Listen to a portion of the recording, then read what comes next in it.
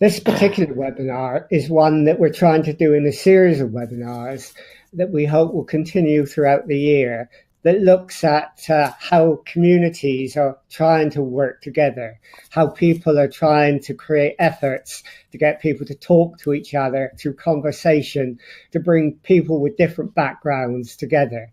We've already done one webinar where we've looked at a problem, and the problem was the problem of extremism and how extremism at both ends of the scale can feed off of each other. And what we plan to do today is look at a solution, look at how one area has tried to create a harmonious environment by creating conversations between groups. And the town that we've chosen to do this with is Luton, because Luton has had a long experience of conflict. They've had people come in from the outside, causing disharmony and conflict. And they have sought a way of avoiding this, of confronting this, of dealing with this, or tackling it by saying, we're not going to let this happen. We're going to bring communities together. We're going to talk to each other, and we're going to try and realize that in Luton, we're one community, although we have a great deal of diversity. Now, in this webinar, we've got 4 people who are going to join us. We've got Marek Lebelski, who's from Luton, and he's going to start talking to us first. And then Lloyd Denny, who's with Marek, and you probably can't see him at the moment, but you will later. And he comes from the Luton in Harmony project, and he'll talk about that. And then we've got Gareth Harris as well, who's going to join us. So welcome all 3 of you, and thank you for taking part in this and doing this, and that's really, really great. So I'm going to hand over to Marek, first of all, to talk about what you've been doing in Luton and to give us the background to the great work you're doing there. So thank you for doing this, and over to you, Marek.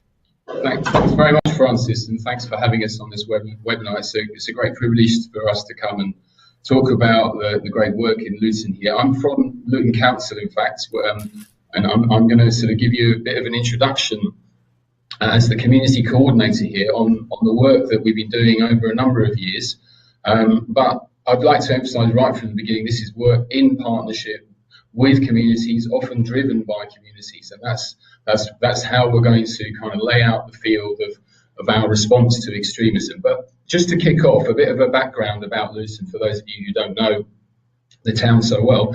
It's a large town, bordering on a city with the size of a city with over 211,000 people here, and one of the most vibrant, culturally and ethnically super diverse towns in England. In fact, there's a 55% minority ethnic population here with over 120 languages spoken, and it's experienced significant migration over the last 10 years with a transient population and workforce.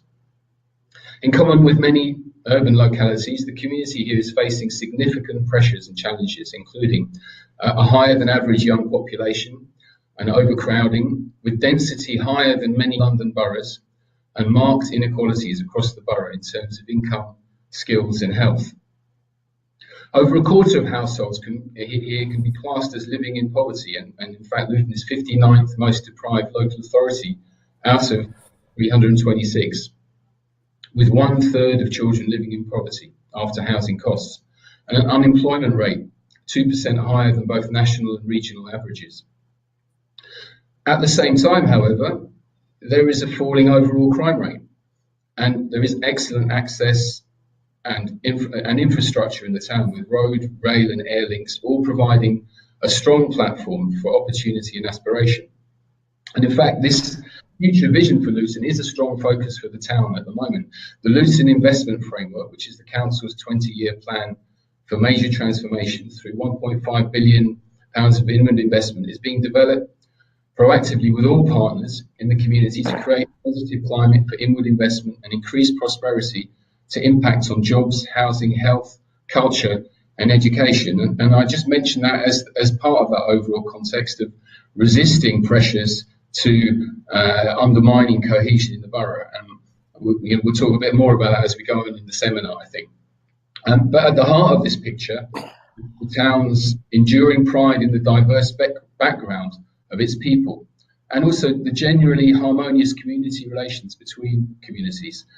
Between 8 and 9 out of 10 people, when asked in perception surveys, consistently agree or strongly agree that they get on well with people from different backgrounds.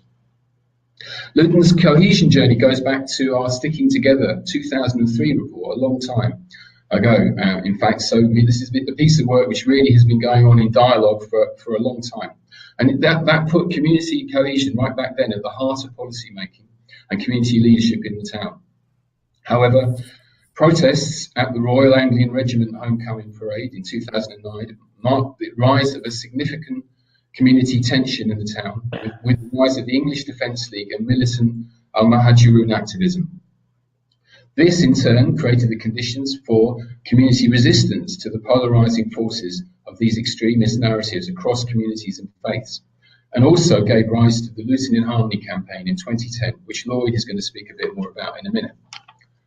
Another key milestone in Luton's evolving response was a Building Cohesion in Luton report of a Commission on Community Cohesion in 2010, which undertook extensive qualitative research with local people from all backgrounds and perspectives on the risks to cohesion in the borough. It set out a number of recommendations as the foundation for building future cohesion in the light of the social and economic challenges in the borough, which continue to inform the council's role in convening these conversations. And these included an overall investment framework at a strategic level to help address economic inequalities in the borough, stronger communications and media relationships to promote cohesion and counter divisive narratives, a dedicated police community cohesion team, and increased training around community cohesion, equalities and extremism.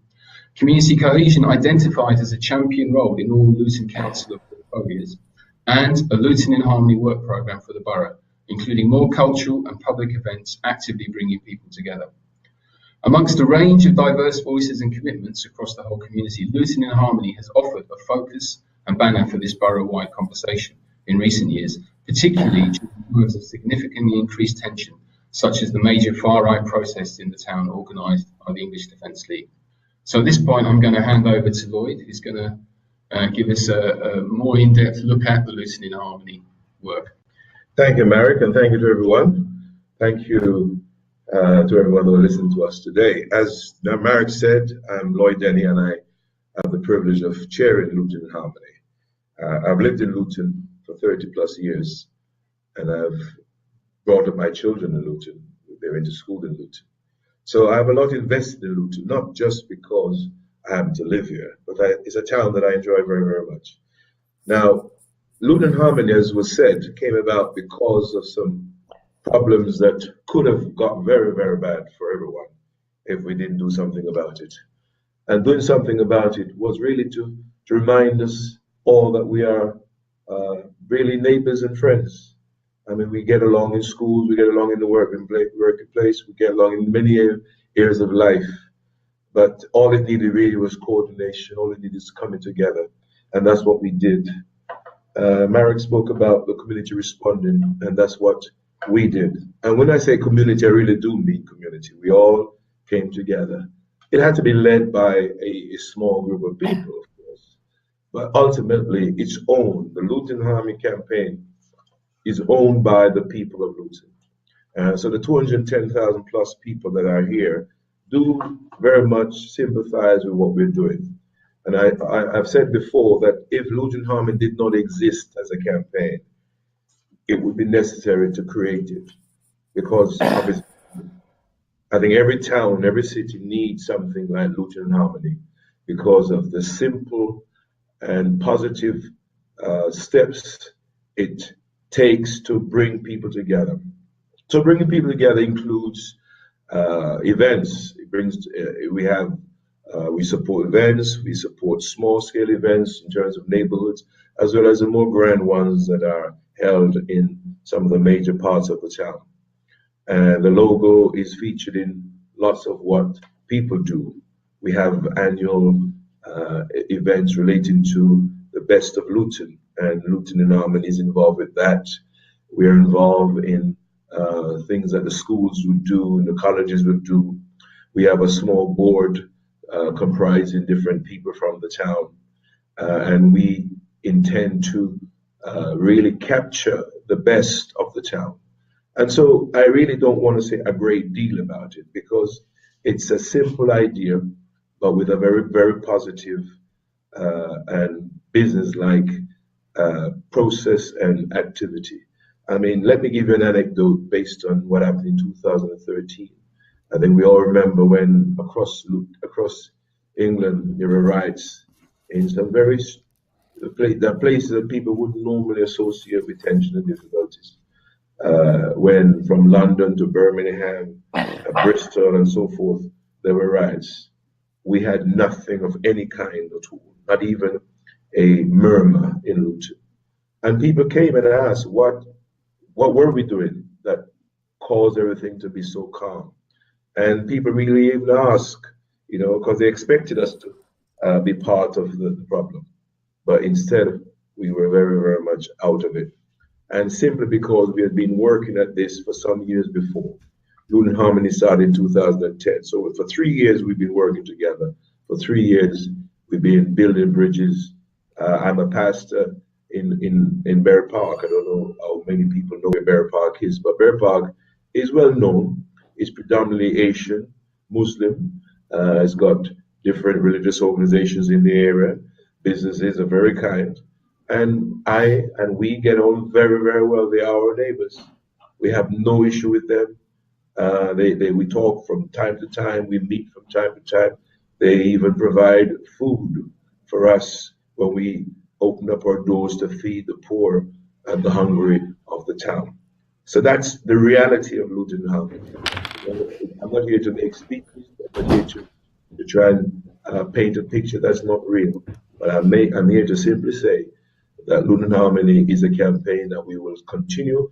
We're more about being proactive now than reactive as we were in 2010 when we had to do something. But now we're doing something on the basis of how we can further the agenda, how we can really connect, especially the younger generation, with each other, how we can break down barriers that nothing of any kind will build up and create tension. So I think that's really as much as I want to say at the moment.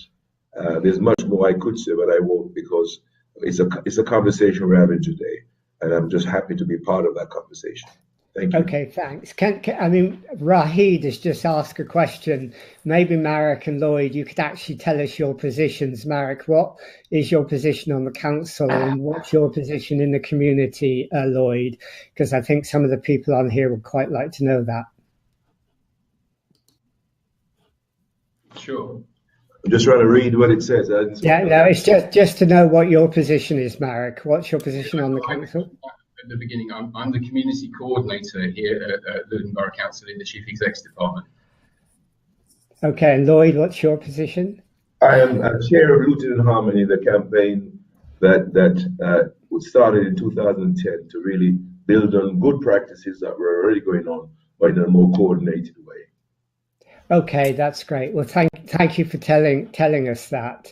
Anyhow, we're going to go over to Gareth Harris now, who's going to tell us about some of the research that he's done around what has been going on in Luton. So, Gareth, thanks for joining us, and over to you.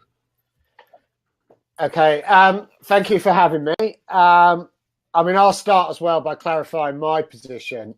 First of all, I'm not an expert and I don't pretend to be an expert on Luton. What I am is an independent researcher who's been working in Luton on and off for a number of years. And I hope when I was asked to join this conversation, what I bring to it is an independent and sort of external objective viewpoint.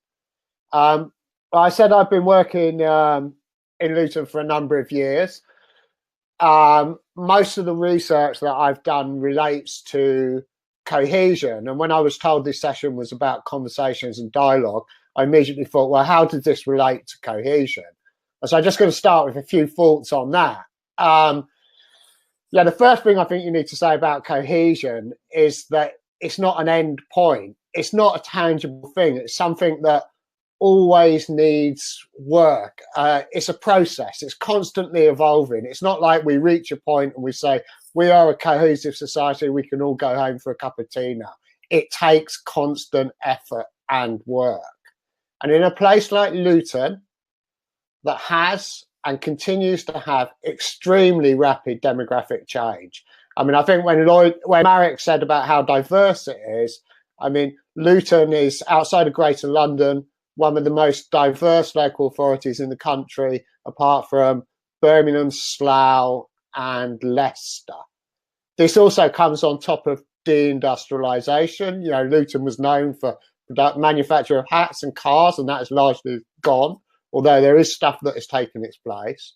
So, yeah, there is this issue of cohesion overlapping with sort of structural disadvantage and inequalities. And the second point I would like to make about cohesion, I thought, yeah, well, how apt we're talking about it about in relation to conversations. Because cohesion, not only is it a process, but it's something that's relational. Cohesion happens between people. And if it happens between people, it inherently involves dialogue and communication. So what I'm going to briefly talk about today is two very different networks or organizations that both developed from more or less similar conversations, but with different consequences and different messages beyond the town. Okay, so how did I come to Luton? What was my involvement in Luton in the first place? I was asked to do some research in Luton and Blackburn with Darwin by a special interest group on managing far-right activity, which was a network of local authorities. They wanted to do some research on support for the English Defence League in these two local authorities. And I started coming to Luton to look at some support, you know, why the EDL came out of Luton, basically. As most of you will know, Luton is the town where the EDL emerged, and it became known as the town where it all began. And this was mostly because of the connection with Luton and the EDL's original leadership, which was who were both Luton residents. You know, it's commonly perceived that the initial spark or trigger for the EDL was this protest that has already been mentioned by Marek against the homecoming parade of the Royal Anglian Regiment.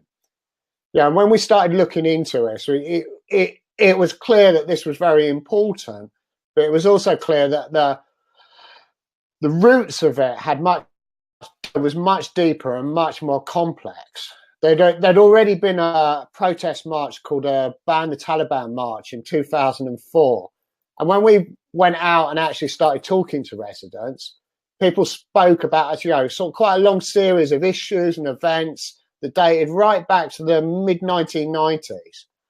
And what was common to these issues among some residents was that there was a perception that the local authority and other statutory bodies, such as the police, were no longer talking to or representing the interests of some sections of the community. I mean, really, when we're talking about support for the EDL, this was predominantly from the white British and sometimes from the Irish communities as well. Not only did some people feel that they were not talking to them and their concerns, but they were also, you know, favouring the interests of the South Asian community. Now, why this sort of narrative? This narrative was one that the EDL used to mobilise support, and you know, the power of this narrative was also sort of heightened by the local leadership, and it sort of illustrates the point, you know, the danger of not having conversations. Sometimes there's conversations that need to be had around the distribution of resources, which are difficult to have, but they're important they must be brought out into the open, because the point is, if you don't talk about these grievances or these perceptions, then you leave a vacuum for other people to talk about them. And this is where sort of extremists come in. Yeah, and I would have to say, one of the things that was really interesting about Luton is that although Luton has had experiences with the far right, and people have mentioned Britain First today, going back a bit further, the BNP, groups like the BNP and the NF did try and gain a foothold in Luton, but actually they didn't really do very well, largely because there was a large-scale community pushback. So there's something about Luton. There's a real spirit of activism in Luton. And I think this goes back quite a long way. I mean, some of you will know that in 1919, demobbed soldiers after the First World War burnt the town hall down. You know, the Luton has got a very independent, strong activist spirit. And you meet people from Luton, one of the first things that I was really struck by was people would say, I am a Lutonian, regardless of what community or what background they came from. They were very proud to be a Lutonian. And I think that is unusual. It's one of the strongest regional identities I've ever come across, especially in the sort of southern cities. Now, as both speakers have said, you know, Luton's had issues with extremists across the board, from the EDL to Islamist extremism. It has also had significant problems around knife, gun and gang crime as well. Yeah, and I think some of this is sometimes we forget about this because the thing around extremism catches the news a lot, and yeah, the activities of a sort of shouting minority get blown out of proportion. We forget about the other issues in the town. But these are both issues really around violence reduction. Yeah, and it's response to both these issues that one other conversation developed, and this is another it's another grassroots and community response, very much like Luton in Harmony. And this is a group called Stand Up Luton, which is really basically a loose network of concerned local activists who want to stand up against extremism and issues around youth violence. And this draws on local residents from across the board, from many different sections of Luton's communities. You know, as one of the founding members said to me, this was born out of a conversation where people were sitting around saying, we're fed up of these extremists, and we're fed up of the reputation that they're giving our town, and we're going to do something about it. So they formed a loose network, a sort of evolving coalition of local citizens, you know, who wanted to harness this activist spirit that I talk about within Luton. And really their main thing is to champion a positive vision of the town that is an alternative to the extremist narratives and the way that the town is portrayed in the national media. Yeah, the message that's being promoted in their own self-funded newspaper basically is very simple. It's that Luton is a good place with good people who are doing good things. Yeah, and this message really needs to go, and sometimes in a very, very difficult context. I mean, this really stands against extremist narratives that promote sort of separate and antagonistic communities. And again, the way that the town is portrayed in the press. Yeah, what's important about this approach is, like a Luton in Harmony, it also comes from the bottom up. It's grassroots. Yeah, and I think this is what makes the message so effective. I'd like to finish with a final point quickly, which I think illustrates again the importance of conversations. Now, in my research in Luton, I've been working across many different sections of the community. And I always struggle with this because I think one thing that we talk about, Luton is a community. And I don't like to say it's composed of different communities. It's sort of one community. And that's what I mean by that Lutonian spirit as well.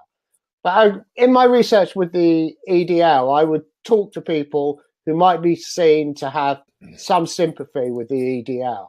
And I'd say, well, you know, what is the problem?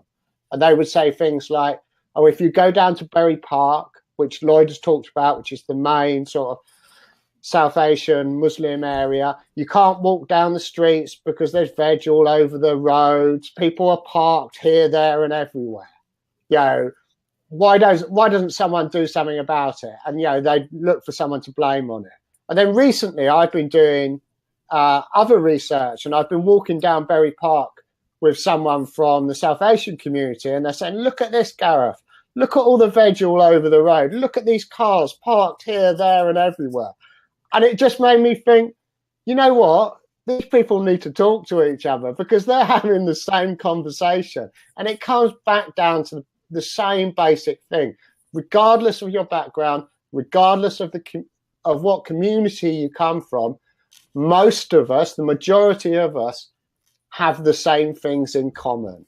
And somehow it's like when you have issues with cohesion, it's like we're having conversations that are going past each other, run with each other. And that, really, it just struck me as something very strongly, that this is why it's important to have conversations. And now I'd like to hand over to Mary. Okay, before you do, Gareth, someone's asked, your position as well. You're an independent researcher, aren't you?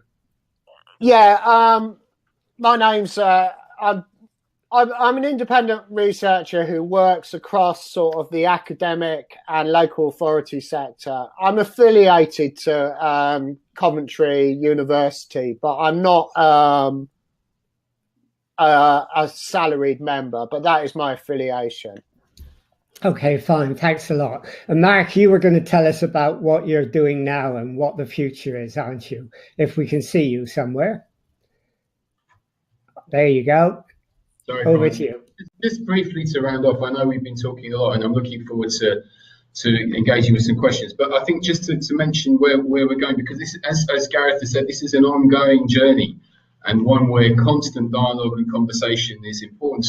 We've got to renew and refresh that continually. So with all these challenges and opportunities, building cohesive communities, it remains central to the Council's vision, and drawing on the national and local policy and strategic picture and its priorities around addressing prejudice, hatred and extremism. What is emerging in Luton now is a renewed, updated focus and commitment to convening conversations with local residents and communities about the risks to cohesion. And this is taking place in a local and practical context, whereas Gareth mentioned other issues such as youth violence and integration and promoting equality of opportunity and pride in place are also recognised as perceived and actual risks that we need to deal with. The investment framework that I mentioned sets out a vision of aspiration, opportunity and prosperity.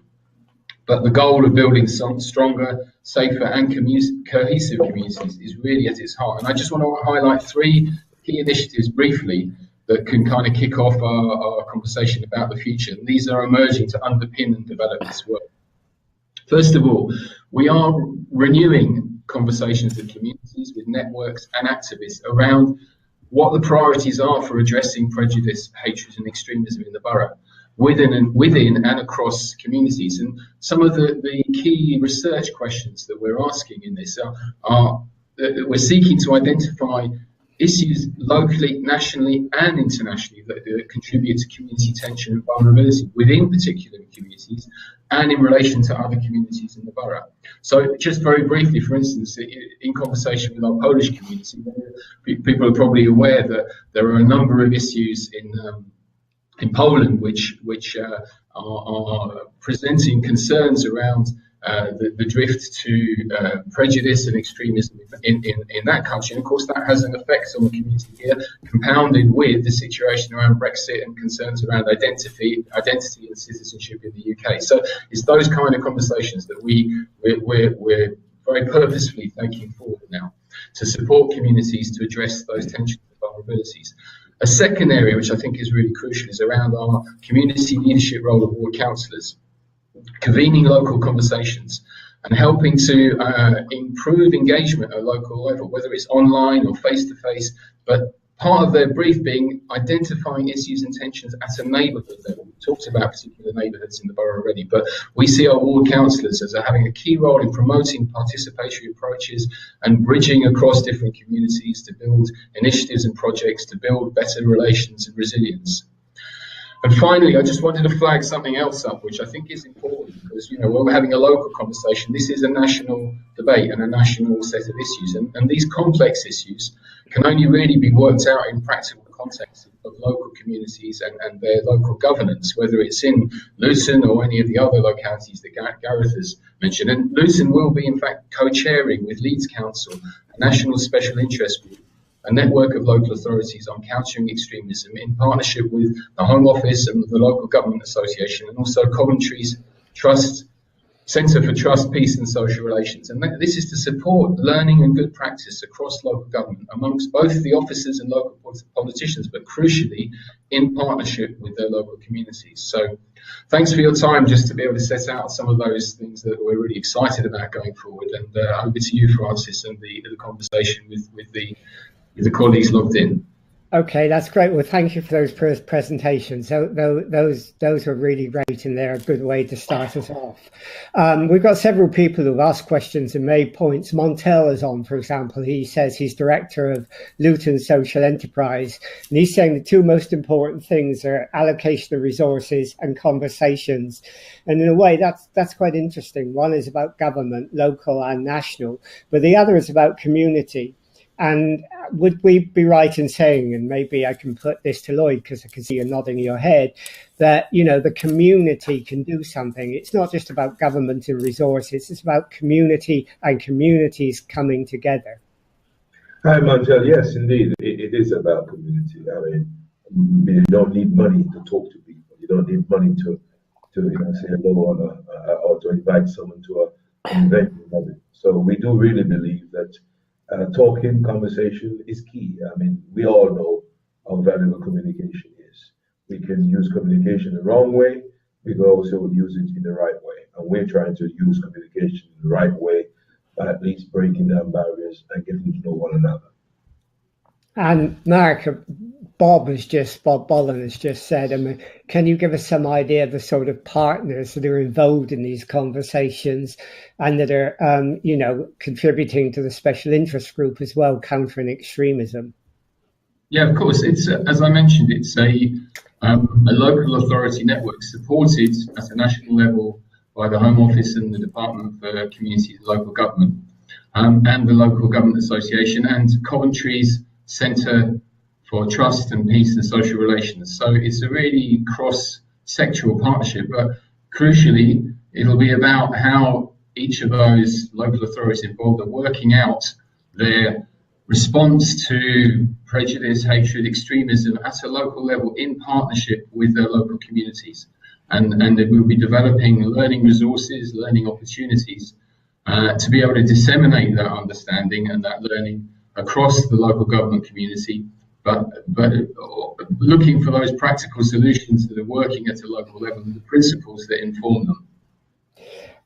Rahid was asking, what's the difference between Luton and Harmony and Love Luton? They're two different sort of ideas, aren't they?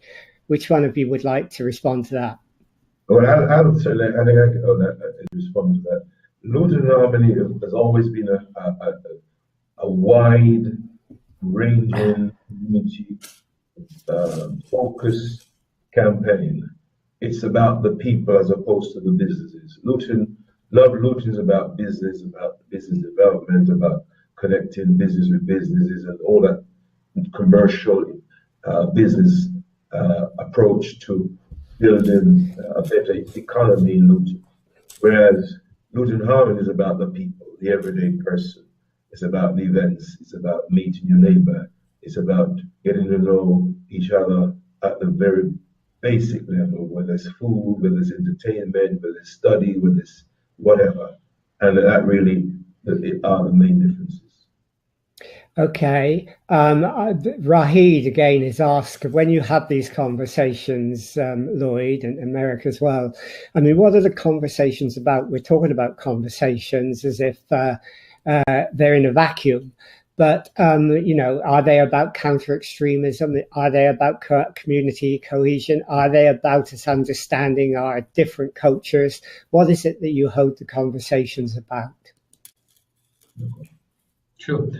Well, I don't think we'll be having conversations specifically about those issues. I think what Lloyd has described, and also Gareth, is that the conversation starts with what people are concerned about and the experiences that they are facing. So, it's a matter of what's going on in your neighbourhood. It's a matter of what's going on in your community. Where are people's concerns, and where are people's identities starting to feel where there's tension emerging around it? Where are people feeling that they're not they're not being listened to, where they're not being included, where they don't have access to resources, as Montel mentioned in the loop that we're seeing coming up. So I think the conversation is very much an open one. But what's significant about it, and I think going back to my example earlier about the conversations we've begun with the Polish community, whilst that opened up around actually a specific piece of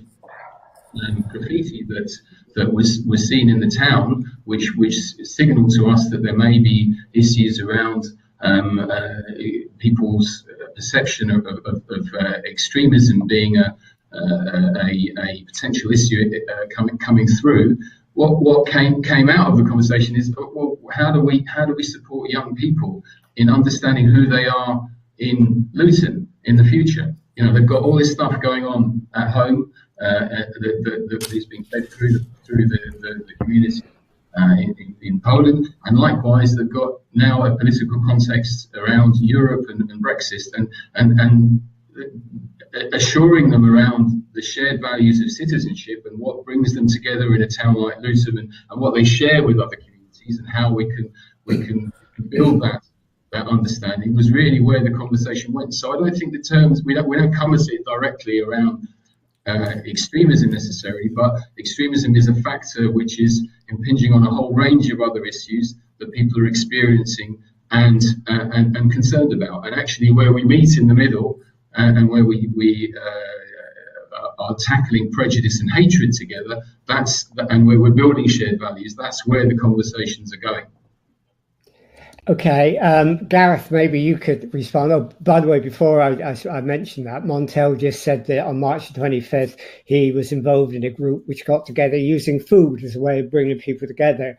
And a lot of people talk about sharing food as a way of actually bringing communities together. But Elizabeth, earlier on in this webinar, was just saying, and maybe you can respond to this, Gareth, that, you have the EDL, you have Britain First coming in, and you have groups that obviously want to provoke disharmony, but they're small minority groups. But is it your experience that they have an impact that is all out of proportion to their size, and we should somehow get some sense of perspective on this? I think that's a fair point. I mean, often the most common response when I go and talk to residents of Luton about either the EDL or Al-Muhajirun or any of those sort of extremist groups is, well, look, Gareth, they're a shouty minority. And, I think this is obviously true, because but the problem is they are a shouty minority, but because they shout, those voices drown out other voices in the town, which is why it's important to have conversations and let those voices be heard. And partly they punch above their weight because their voices get amplified in the national media as well.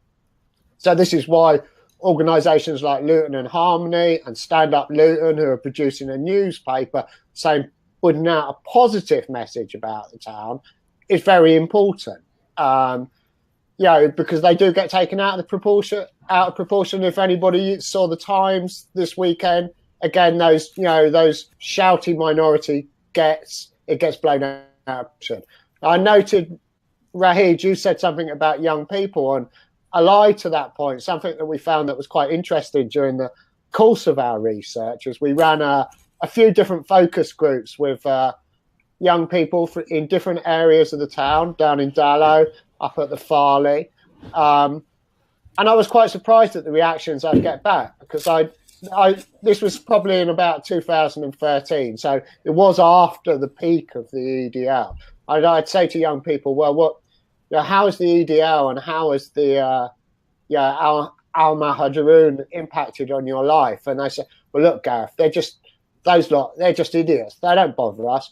What's our concern is, the amount of people carrying knives and stuff like that. So I think sometimes because we work in these sort of areas, we get so caught up with sort of extremism and stuff like that, that we forget, really, we do need to get a sense of perspective in this. And the best way I could put this is, I was talking to a police officer after the biggest EDL demonstration in the country, which was in Luton, and the police officer said to me, at the end of the demonstration, there was a young girl pushing a pram after this massive demonstration, past all these placards, and she came up to the police officer and said, "Who are the EDL?" For some people, it just doesn't. We do blow it out of proportion sometimes, and that's not taking away the fact that these things come out of perceptions and grievances that need to be addressed. But I think we need to move away from the shouting minority sometimes. Okay. I mean, the other interesting thing Montel's raised, and a lot of people raise this, is when we talk about conversations across communities, we often think of ethnic communities. We're not thinking of the white community, the English working class community. I mean, to what extent, Marek and Lloyd, do you go out of your way to bring these white working class communities into that conversation and make sure it's inclusive in that way? I think that's a very good point. We certainly recognize that perhaps we can overlook the obvious sometimes, and we certainly have corrected that by making a deliberate attempt to make sure we don't just respond to the noisy ones, as Gareth was saying before, and we don't take people who have been in Luton for many, many years living quietly for granted. And so we positively engage with them now, and we want to do so more. I mean, Marek said earlier on that sometimes the conversation trying to deal with issues that are ongoing in the town. I'm a bit more proactive than that, I think, in that my thinking is it's a conversation we have not just about in reaction to problems, but to really get to know communities, because communities are there all the time. They want to talk to us. A couple of years ago, we had an event in the square, a very big event. It was getting to know Luton event, and we had people from everywhere that came. And stories were told about the early Lutonians that came 50, 60 years ago. And it was fantastic because we had very ancient white English and Irish gave their stories about how things were 50 years ago. Not to complain, but to say what their experiences been and what has happened since. So we do acknowledge that we do need to remember that we don't just feature those that are loud and perhaps more active, but we have to remember that the town is a very old town in some ways. It goes back many, many years, and we must never forget that it's not just now. Yeah. But I mean, some people argue, for example, that Brexit and indeed Trump in America has been about the fact that we've neglected a sort of host white working class community, and that they now have sought vengeance on that by the way they're voting. I mean, how are you bringing them in? Are you making special efforts to do that? I mean, I remember reading some time ago that lots of people in this country do not have a friend from another ethnic group. They don't know each other. Are you trying to break barriers down between the white working class and the ethnic minority by bringing them together in the way that Danny's saying, Marek? And in what efforts, what ways are you doing that? Well, I think you just sort of summed up what the Luton in Harmony campaign is all about, and the work it does across the community and in the schools is all about meeting people from different backgrounds, making friends with them in a very practical way, and encouraging people to sign up to that as a pledge. So it's a very, very simple idea, but actually the bridging across cultures and communities that you described as being so crucial is inherent in that campaign. And I just want to return back to the conversations about including different communities, because I think this is where taking the conversations to a local level becomes important, and where Gareth's observation about the who is the EDL anyway? What people are concerned about is what's going on in their neighbourhoods. This every day, as Lloyd says, this is what came out of the walk down Bury Park, and you could go to any one of our neighbourhoods, and this is where our ward councillor work as a council in terms of engaging communities really helps us to see what the what the opportunities are, whether it's to do with building pride of place, whether it's to do with bringing together local faith groups just within a small space of a few miles. This is where the work of building relationships really starts to come together, and where the conversations can be most fertile. And I think we are seeing through some of our more participative pieces of work. I mean, we've had great results using participatory budgeting models in the borough at a neighbourhood level, and that really does. Instead of seeing communities, public meetings with one particular community, you're getting very, very diverse groups, people coming together because of their interest in community projects at a local level, voting on those together, and really interacting in a way which doesn't take place in the usual way of communities. And so I think we're looking for those models, we're developing those models, and that is breaking down the barriers. And Luton in Harmony is a great banner for that, and a reminder of the core values for doing that. Okay, I mean, Bob Bolland, by the way, has put up a link to livingroomconversations.org, and wondered if you knew about that. I didn't, but it might be interesting, and I will look at that afterwards as well. Mark, you mentioned that the role of councillors. How important do you think the role of councillors can be in creating conversations? In a way, they're what the old local government management board used to call leaders in the community. To what extent do they recognise that point, and they see that they can have a really powerful role? And do all councillors understand that, or do they need a lot of help? I think Gareth will want to come in on this as well, because we were talking on Friday evening about this point, and actually, one of the things people across the borough do share in common is perceptions around what the council is, what it can do, what it should be doing, and some of that is very valid. Some of it may not be absolutely to the point in terms of what the actual powers of local councillors are. But I think they are, first of all, the representatives of the people. We live in a democratic country where the rule of law is critical, and the development of shared values around that is absolutely essential. So their leadership role at a local level is something which we can certainly build up and develop and improve around that conversation with their communities.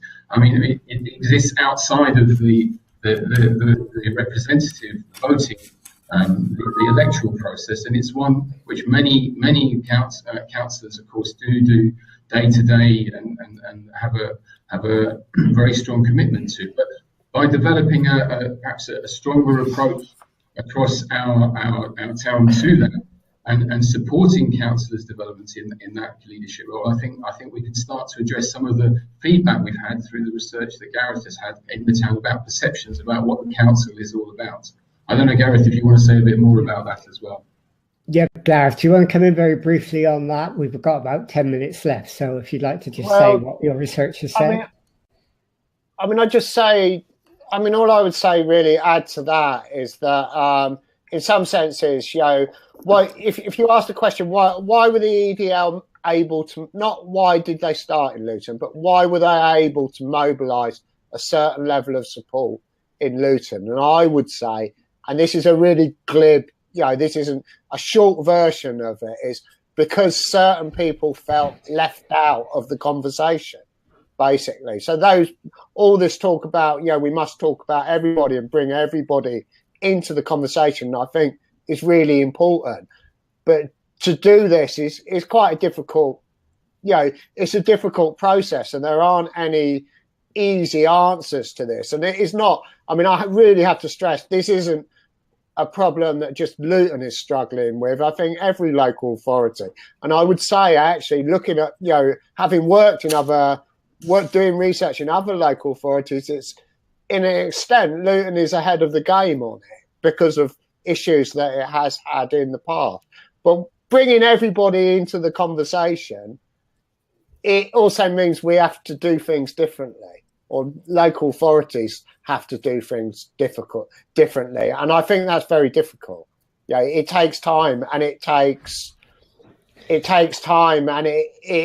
you need to be prepared to sometimes get things wrong and learn from those mistakes when you have got them wrong. But Luton, as I said, I think is quite a step out. And if we talk about conversations to the outside world, this is where it's important to share those experiences and also learn from other local authorities about how they are engaging their residents. I mean, I always stumble over this thing over community. Do we talk about different communities within Luton? Do we just talk about one community that is Lutonian?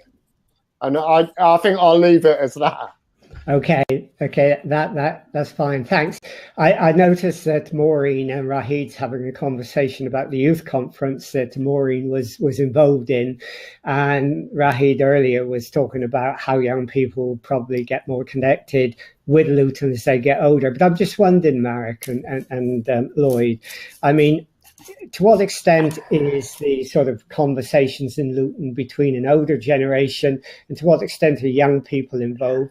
And do you have to use different means of conversation like this, for example, using the new media, using social media rather than face-to-face? Do you have to have a different strategy, a different approach to involve different generations?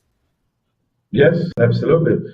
I mean, we're in a very social media world, and we certainly have to do that as well. We do that. The board now, the Luton Harmony board, we do try now to bring young people on board because we want to hear their voice. Montel, who has been contributing today, is very important. Is a very important part of the board, and he brings along young people to represent their voice, and they also come along in their own right. So we do recognize the importance of that. Plus the fact that we go into schools. We do try and go into schools on a regular basis, both the primary and the secondary schools, and the colleges, to again engage with them, to hear what they have to say. And we work with the teachers, so the school is not just the young people, but we also get an identification from the school teachers to see. Because sometimes teachers don't really recognize what's going on even within the school because people don't always say everything. So it's a way of getting the message across, and we need to learn. So it's not just telling them; it's also listen to them because we know young people do have a voice too, and they want for us to hear it. So it's a combination of everything that we can, because good communication is using the best tools possible. Okay. Perry Walker, I guess it's Perry Walker, he's just put Perry on, but I'm sure it's Perry Walker, came on midway through and he said it's a fascinating conversation. And what measures and indicators do you use to measure the effect of what you do? Is that something you would like to talk about, Marek? It's a good question if it is from Perry, because I know he's got a lot of expertise and interest in that area. Yeah, I mean, I talked about the headline indicator that we've been using for a number of years about how well people get on with other people from different backgrounds, and we do extensive research across the borough on that on a regular basis. That perception being, just a sort of benchmark for us, and as I mentioned, it's held up pretty consistently. Between 8 and 9 out of 10 people agreeing or strongly agreeing with the fact that people do in the borough. Of course, that begs the question about what about the 1 out of 10 that's feeling it isn't, and I think that is a reminder to us about the significant concerns around cohesion in the borough as well. So those kind of indicators exist as headlines and to help us to look at that. Another one related, which we do look at consistently, is also people who feel that they're involved in decision making and influencing decisions, and that is one of the drivers for our work to push forward the work with our councillors at a local level to open up the decision making process. I mentioned participation budgeting, and how do we ensure that influence and feedback from the council is there, because we know that in the gap where that doesn't take place, that's where trust starts to break down. And I think Gareth's research and much other research has shown that when trust breaks down, that's when a very significant threat to cohesion and a great risk to a local area can start to emerge. I think those indicators, as Perry will advise us better, have their limits, and it's actually about the rich data and rich feedback you get from conversations. A qualitative approach is actually, extremely powerful, and the anecdotal reflections of local people and perceptions that continue to get updated around, what's going on in the town, what people are feeling, have we thought, what's the area we haven't thought about? These kind of things are critical. So those channels of conversation are actually probably our best indicator for what the current risks are, taking the temperature around what is going to enable cohesion and what's going to potentially undermine it in the future. Okay. Maureen is saying, by the way, going back to young people, that the schools are involved in the Luton Harmony campaign and they take it on board, and that's really good as well. Just going back, Elizabeth, very early on in this webinar, did say, how Gareth says, he struggles with whether Luton is a series of communities or a one community. And Elizabeth was asking, when you get new people and new migrants come in, or the Roma community, for example, do you have to have a different approach? Do you have to be sort of culturally conscious of the groups that come in, and do you treat them as one community, or are you multicultural in the approach, Marek? What's the strategy when you tackle the new migrants and the new people who come into Luton?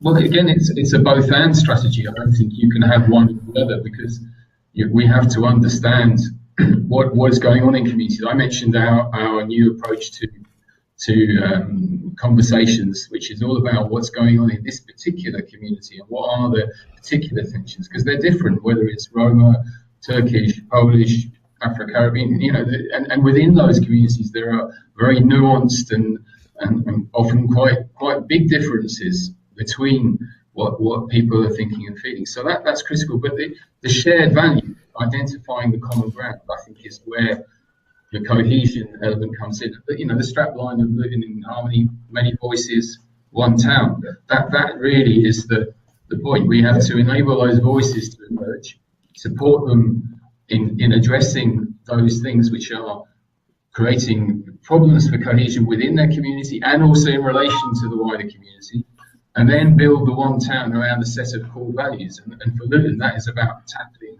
prejudice, inequality, hatred, and extremism. Gareth, I don't know if you want to add anything to that in terms of the research and particular views of minority communities. Well, the only thing I'd add to that is I think sometimes it's important to understand, when we talk about communities, understand what we're really talking about.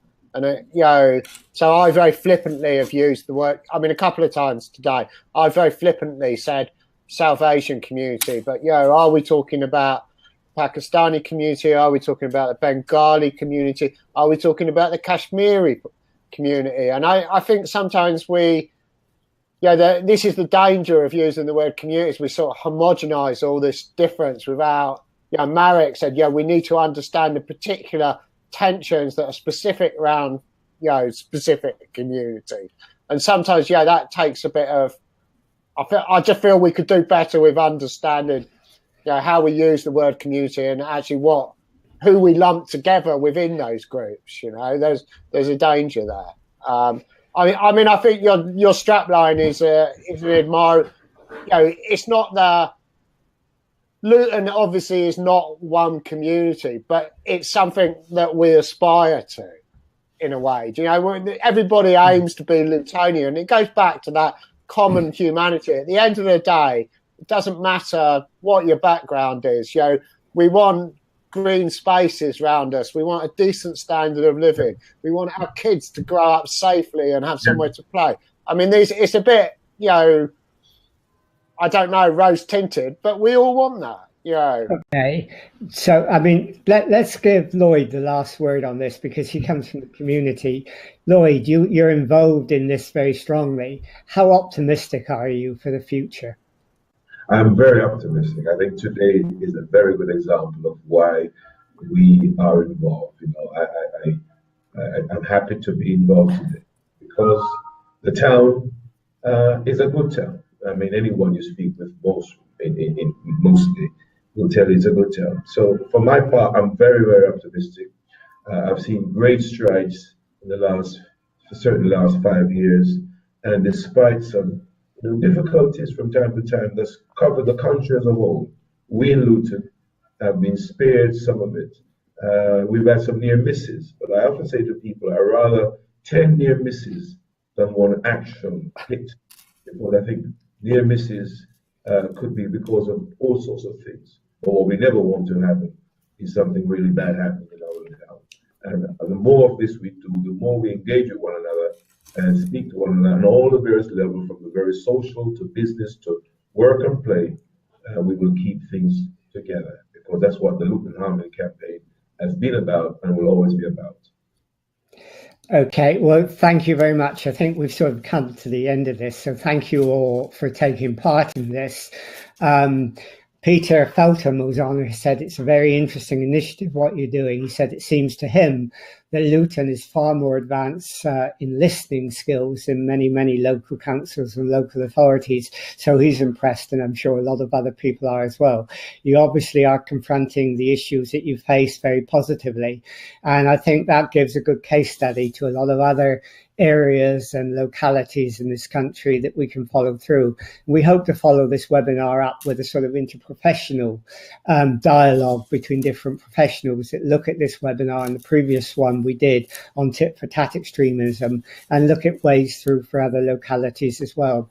So thank you for taking part, and I'm really relieved that technically it went very well, and that's always a worry, and it did. And you all smiled at the end, so you enjoyed it, which is great. So thank you all for taking part.